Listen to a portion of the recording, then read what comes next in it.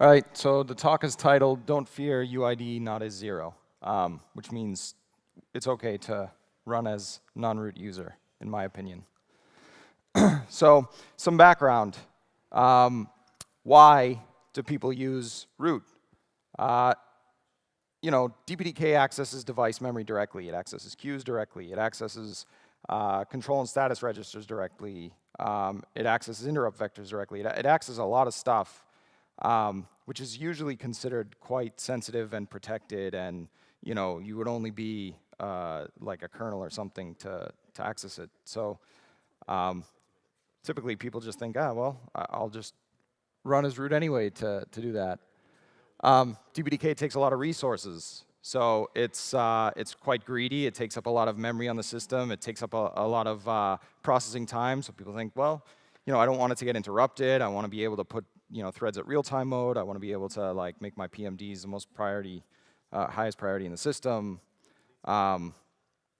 It's quite greedy, and I think the biggest one is DPDK developers typically have single user machines. They don't have any concerns with anything security-wise. So, why not just run as root? I mean, the amount of security that people want is just too damn high. But on the other side is customers, specifically telco NFV, where they want their systems locked down. They want to make sure they do process audits, and they want everything to be running as a non-root user as much as possible. They'll have different VNF providers from different vendors that are all sharing a single compute. They'll have some sensitive data that's passing through. They'll do some sensitive logging, and they have mandates about what services can get what kind of privileges. On the non-telco side, I think DPDK is less widely deployed, so I don't have much for a use case for non-root there. But I will say that I know people are targeting container systems, running DPDK for containers, and there they definitely prefer things run as non-root or to trim down the amount of access that each container has. So for instance, if you're running an OVS in our case inside a container, they're going to want to use whatever Builda and Scopio and Podman to build up that container, and they want to restrict it to just the few capabilities and things that container will need and nothing else. And so I ask a question does DPDK really need to run with such privilege, so unrestricted? So just a reiteration, the case to run as root is DPDK applications are moving the traffic anyway. So those applications are a man in the middle, right? Users can inject arbitrary traffic. So, I mean, what are you really protecting against? DPDK applications are using isolated cores, usually. So if it spins in a for loop or something, they can't really prevent something else from being scheduled and run. So there's not much of a denial of service there, right? Everyone uses UIO, right? That's what I constantly hear. Oh, just use UIO. There's no problems. And then the last one's one I've heard before as well, which is hey, who cares? You can't get performance that way, and just run as root.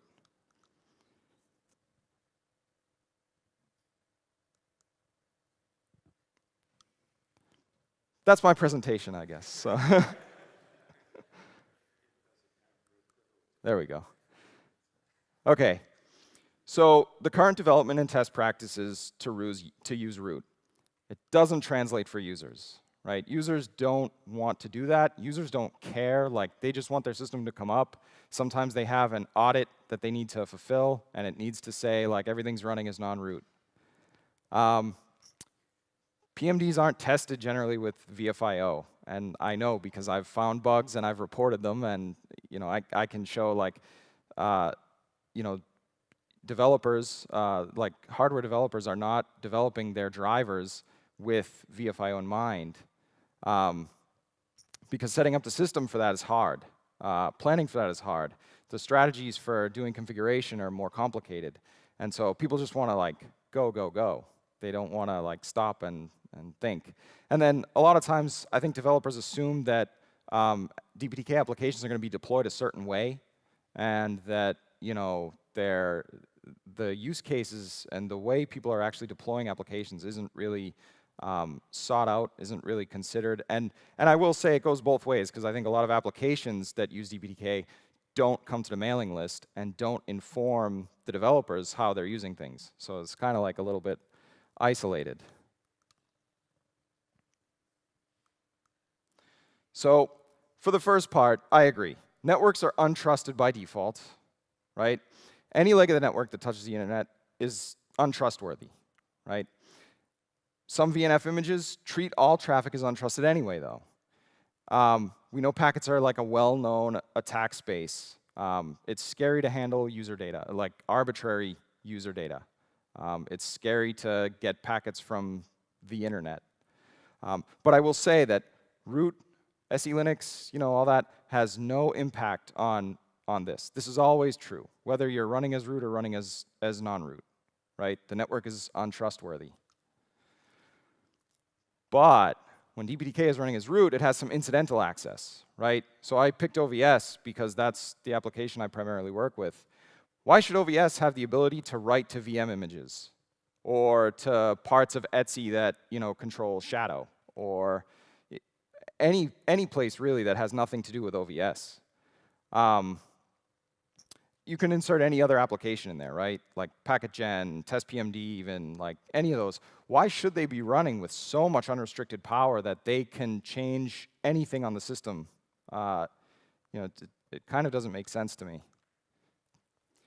So, contrary to popular belief, SE Linux and DPDK can work together. So if you're using like RHEL, I think Fedora, CentOS, when you deploy OVS, it comes up running as a non-root user with SE Linux enabled. You can add DPDK devices, you can do all your configuration, you can run, and we haven't seen any performance impact. So I say make SE Linux enforcing again. That's like an important tool to have for security. SE Linux can help enforcing like very fine-grained policies. You can limit like what parts of like the svert domain get accessed, what parts of what kind of huge page access you want to support, read-only access to things. I mean, it's very very powerful, and there's no measurable impact to performance so far that we've seen. Telcos have mandates, so we get requirements in that say this or that service has to run as non-root. And OVS was one of them, so we did that. But they also say that SE Linux has to be enforcing. And it means that we don't use UIO. And it means that the majority of the telcos that we work with aren't using UIO. They're actually using VFIO. And so that's very important if your PMD is only able to be configured via UIO. We can enable it, but it can't be turned on. I mean, like, the telcos won't want it turned on. So they want to use VFIO, and that gives us access to have like per device permissions, and I put here we use the huge TLBFS group on those to control access to those VFIO devices. So, and then we'll get to things that I would like to see. I'd like to see a de facto set of SE Linux macros distributed with DPDK. So I wrote a bunch for OVS. We have it. I'm happy to like package it up and submit it to the DPDK tree in a more, say, like generic way. But right now that's the only application I know of that has SE Linux and DPDK support together.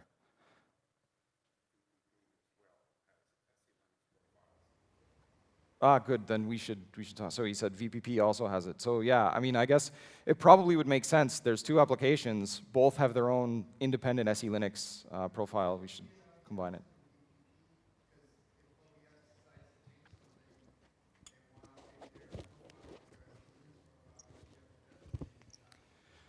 Sure, but what I think so what I'm trying to explain is or get to here is like, SE Linux supports having macros, right? These interface definitions, and so right now, every application has to sit there and figure out like what AVCs are going to be generated, what access is going to be there. We could have a set of helpers in SE Linux or in DPDK that are SE Linux interface definitions, and the applications could pick and choose which parts of that permission or policy that they want. And even policy writers too, like distribution people, could pick that and put bundle that with their own SE Linux policies that they ship. So I think there's room for it in DPDK. I think it makes sense. And like I'm happy to submit patches. I haven't as yet, but I think maybe it's probably a time to do that. I'd also like to see VFIO as kind of like the default way that developers use DPDK devices. UIO, it works, but it doesn't make sense with non-root. Even if you could somehow make it work, it doesn't make sense anyway because it allows you to write to pretty much anywhere. So you're basically root anyway. I mean, yeah, it starts off as non-root, but if you can make it write to the current bit and set you to 0, then you're root anyway. So I don't see UIO as making sense with non-root work. But VFIO works, and it kind of does make sense. So yeah. And then finally, I put more documentation here, but I don't remember why. So there we go. I burned through this pretty quick. So you can all get to lunch.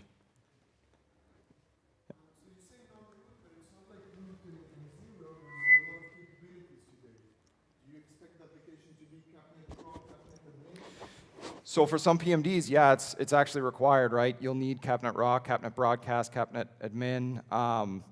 For some PMDs right now, it's required that we give the application cap sysadmin, I think, because they don't have interfaces yet for configuration. And so at that point, who cares, right? I mean, then they have access anyway.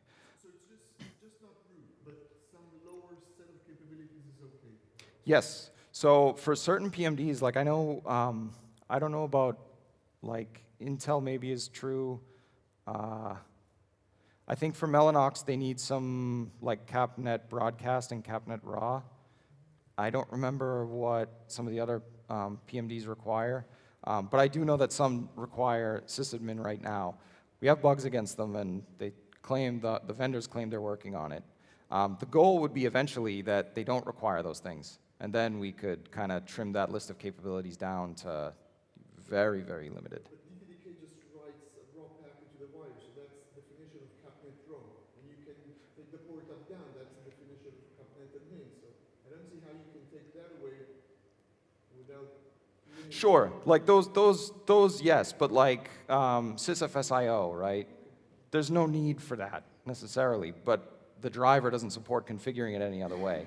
So you're right, there's probably some capabilities that will always be there and always make sense. I'll go back to that slide where, the network is untrusted, and at some point, like you mentioned, a DPDK application is controlling those ports, and it needs to be able to control them, and it is sending packets through the wire, so yeah. You sort of made this point with the bullet, more documentation, but I think the ideas expressed here as documentation in DPDK would probably do a lot of good and would probably further the cause you're after, because a lot of application developers haven't even thought about it. Yep, I agree. That might have been what I was thinking. That's what I'm going to claim. So.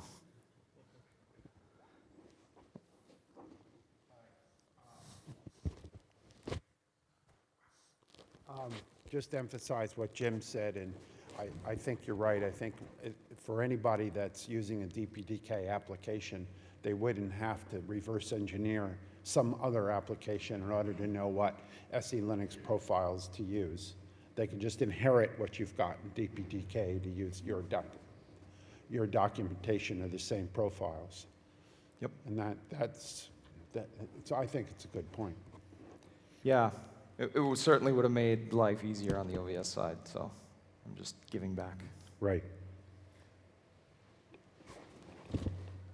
And anybody want to pass? Doesn't look like it. Okay.